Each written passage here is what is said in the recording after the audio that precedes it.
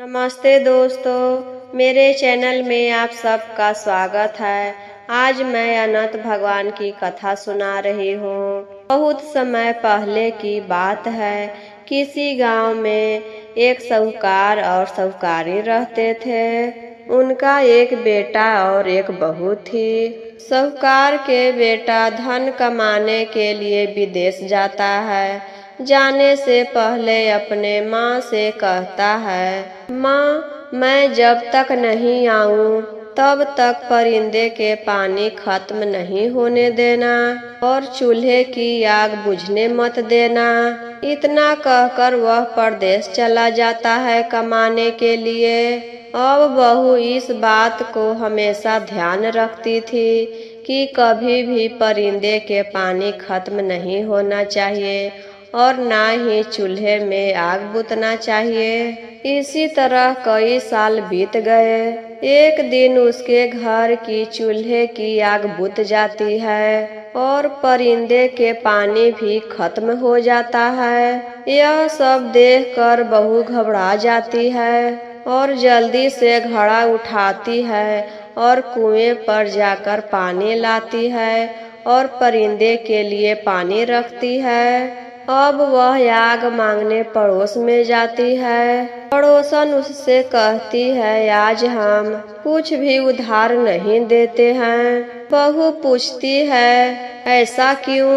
तब पड़ोसन उससे बताती है, रोट 14 है, आज हम पूरा घर लिपते हैं, परिंदे के पानी गिरा कर साफ पानी भरते हैं, फिर अनाज पीस कर उसे रोट बनाते हैं, जिनकी पूजा करके कथा कहानी करके खाना खाया जाता है। यह सुनकर बहू सोचती है, जब उसकी चूल्हे की आग बुझ गई है तो वह भी इस व्रत को कर ले। तो घर आकर पूरा घर लिपती है, परिंदे के पानी साफ करती है। यह देखकर उसकी सास उस पर नाराज होती है, गुस्सा करने लगती है। जब मेरे बेटे ने मना किया था, फिर तूने चूल्हे की आग क्यों बुझा दी? परिंदे का पानी क्यों बदल दिया? तब बहू कोई जवाब नहीं देती है और अपने काम में लगी रहती है। फिर वह नहा धोकर अनाज पीसकर आग जलाकर रोट बनाती है। रोट बनाकर पूजा करती है, कथा सुनती है, फिर अपने सास ससुर को खाना खिलाती है। उसके बाद अपने खाना खाती है। उस दिन उसका पति परदेश से धन कमाकर वापस लौटता है। जैसे ही वह गांव के पास पहुंचता है तो रास्ते में ही उसे एक सांप मिलता है और उससे कहता है, मैं तेरा काल हूँ, तुझे डसूंगा। तब वह कहता है, मैं कई साल के बाद अपने घर जा रहा हूँ। मेरे बूढ़े माँ बाप मेरा रास्ता देख रहे होंगे, मुझे उनसे मिल लेने दे, फिर मुझे डस लेना। मेरे रात को घर आना, मैं अपनी पत्नी के चोटी पलंग से लटका कर रखूंगा, तुम उस पर चढ़ जाना और मुझे डस लेना। सांप उसकी बात मान लेता है और उसे जाने देता है।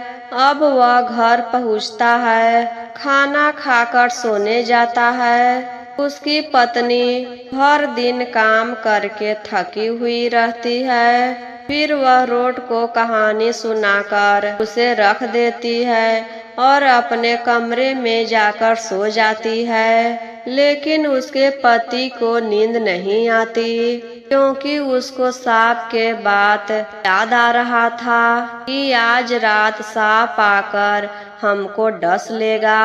आधी रात के बाद सांप आता है और बहू के चोटी से ऊपर चढ़ने लगता है। अब रोट में बैठे धना, चना और सूद सब सोचने लगते हैं, इस बहू ने पहली बार रोट बनाई है यदि इसके पति के आज सांप ने डस लिया तो हमें कोई नहीं मानेगा और ना ही कोई पूजा करेगा। इसलिए हमें इस सांप को मारकर इसके पति को बचाना होगा।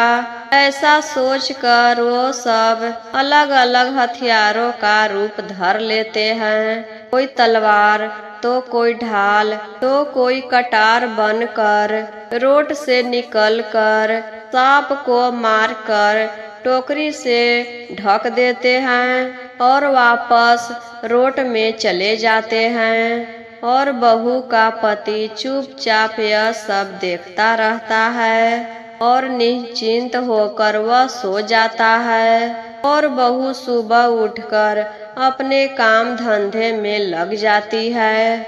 जब बेटा उठता है तो उसके माँ बाप उससे पूछते हैं, बेटा आज तो तुम खूब सोया। तब बेटा अपने माँ से पूछता है, माँ कल तूने क्या बनाया था, क्या पूजा की थी। तब उसकी माँ नाराजगी में कहती है, बेटा तू जो कह कर गया था बहू ने वैसा कुछ भी नहीं करा। परिंदे के सारा पानी गिरा दिया, चूल्हे की आग भी बुझा दी और पड़ोसन के कहे अनुसार रोट बनाई और पूजा करके खाना खिलाया। तब वह लड़का अपनी माँ को बताता है, माँ मर कर कल बचे हैं। कल मेरा काल आया था तो इसी रोट ने मेरी जान बचाई थी। तो उस दिन के बाद से राजा पूरे नगर में ढंढोरा पिटवा देता है। आज से सब लोग अपनी परिवार के सुरक्षा के लिए, सुख समृद्धि के लिए अनंत चतुर्दशी के दिन रोट बनाकर उनकी पूजा करेंगे और पूजा कर कर कथा कहानी कहेंगे। उसके बाद रेशम और सूत के गले या बाजू पर बांधेंगे। हे रोट महाराज, जैसे बहू पर टूटे ऐसे सब पर टूटना। तो दोस्तों, आज के यह कथा कैसा लगा कमेंट बॉक्स में जरूर बताएं और एक बार प्रेम से बोलिए अनंत भगवान की जय।